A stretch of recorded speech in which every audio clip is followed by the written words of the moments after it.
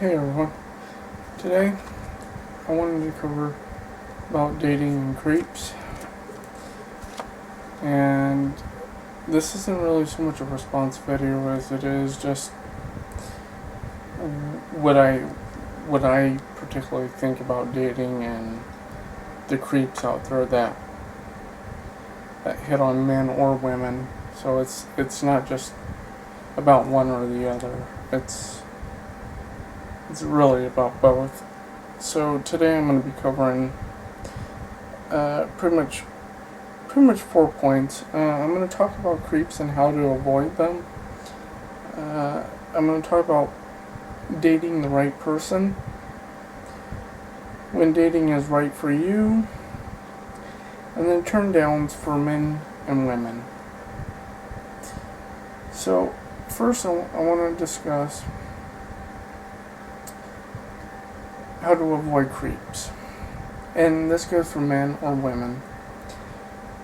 If you're a man and you have women creeping on you and they're trying to get into your pants because they want to see how big your junk is, or because they just want your money, or they want to be your friend so they can stab you in the back or whatever, don't fall for it. Don't fall for it, because I'm going to tell you right now, you're not going to benefit out of that relationship. You're not going to benefit out of dating that person. You're not going to benefit out of even associating with them. So my suggestion would be to turn them down, and I'll get to that point later in this video, but for now I'm just going to say, my suggestion would be to turn them down and don't associate with them, especially if they're really persistent and they seem to be, obsessing. And this goes for you too, ladies. It's a two-way street, and men can do it to women, women can do it to men, and really nothing gets accomplished by doing that. And all you're doing is you're creeping the person out, you're making them afraid of you, and no one likes it, and it's very degrading to either party, and it's embarrassing for both parties. And honestly, when I say both parties, I mean men and women, because like I said, it's a two-way street. And when I say two-way street, basically what that means is it works both ways. So I'm not going to tell you what you should or shouldn't do as far as avoiding creeps, but what I can suggest is if you are being creeped on, tell them very bluntly, tell them that you are not interested, and if they persist, and it happens to be on the internet, block them, because if that feature is available, then they deserve what they get, especially if they're being that persistent.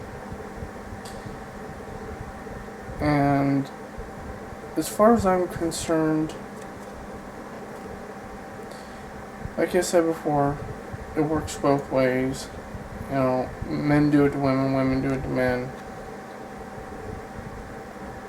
And hopefully, by you telling them bluntly that you're not interested, they'll get the idea. If they can't get the idea, then, like I said, block them.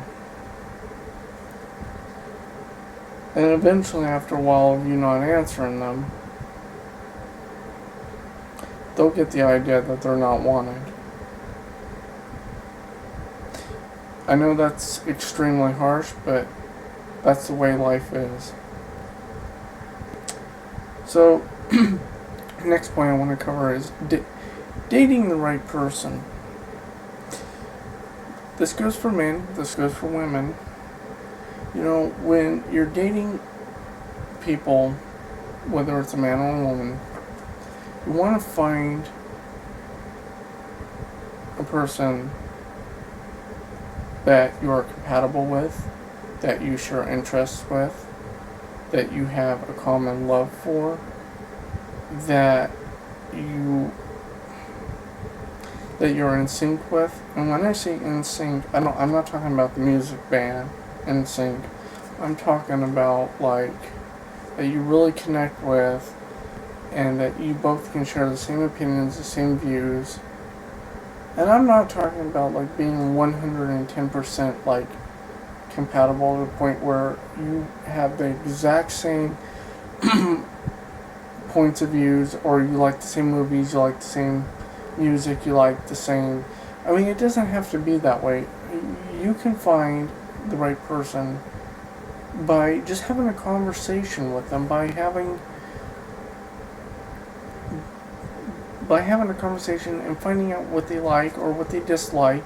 Even their dislikes are a good way to get to know the person that you're dating, and you can find out easily if they're the right person for you or not. Which brings me to my next point, dating when it's right for you.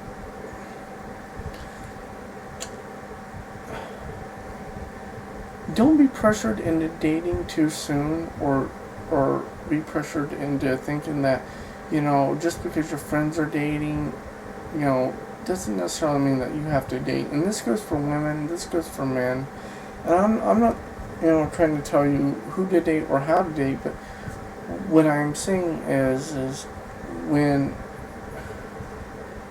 you want to date when it's right for you and nobody else, really, because if you're pressured into dating when it's right for someone else, you're not benefiting out of that relationship. You're not getting anything out of it. And if you are, then, well, good for you, but but the way I would see it would be like someone push me in a room full of people and telling me that I have to associate with those people, only to find out that I don't like any of those people. And after being pushed into that room, it's not really right for me to have to associate with those people because I was pushed into that room. And that's sort of an analogy of like when dating is right for you, because what it boils down to is walking in a room full of people that you don't like, but you're forced to associate with them. It's like a relationship that you don't want to be in, or in any aspect.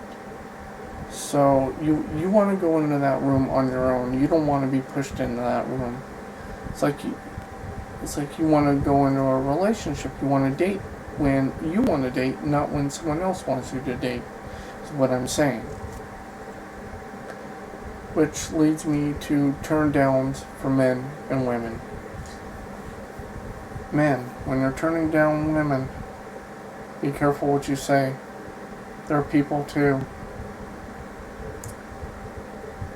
They have feelings, they have emotions, like anyone else, and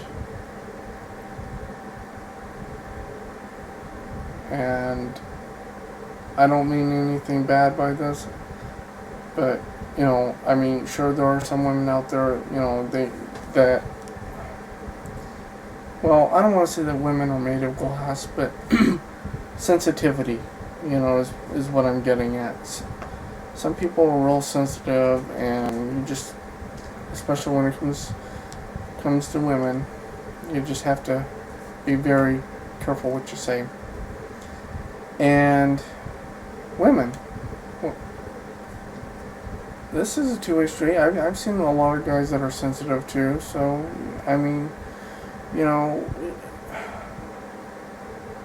I think it's fair enough to say that it works both ways, but when you're turning people down, whether it's a man turning down a woman or a woman turning down a man, I think that the choice of words should be chosen carefully, and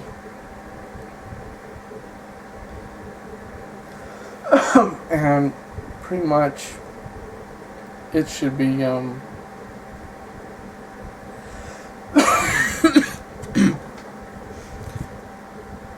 it should be done with I don't want to say with caution, but it should be done with equal respect. And last but not least, what I want to cover again about creeps is if they are creeping on you and you happen to be a minor, stay away from that person, especially if you suspect that they might be an adult, because they might be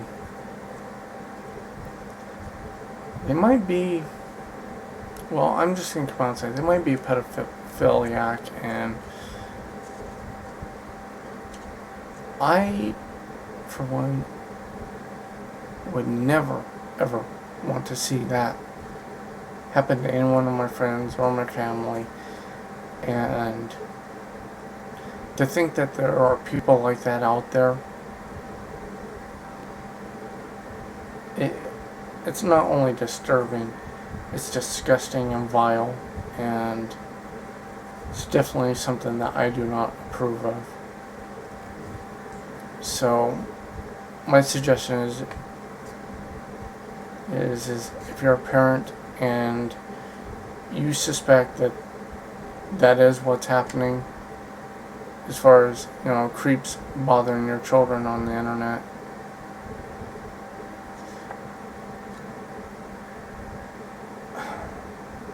I'd say monitor them to an extent, but if you see something like that happening, take action. Don't let it happen. And of course, if your child happens to disapprove of it, just explain to them that it's better to be monitored than to basically harassed by some pedophile, which honestly, like I said before, I would never want to see that happen to anyone. And it really bothers me to think that there are people like that in this world. And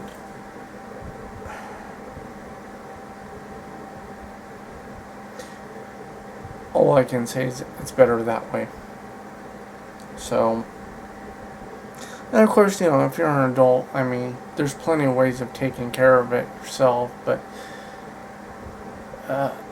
from my personal experience when dealing with creeps, I've just basically told them that I'm not interested, and the ones that didn't get the idea, I blocked them. So that's really the big main advice that I can give is, if you don't want to associate with a person because you think they're a creep, block them. Don't talk to them. It's a simple solution, just like with any other problems. So again, thank you for watching, and stay tuned for the next video.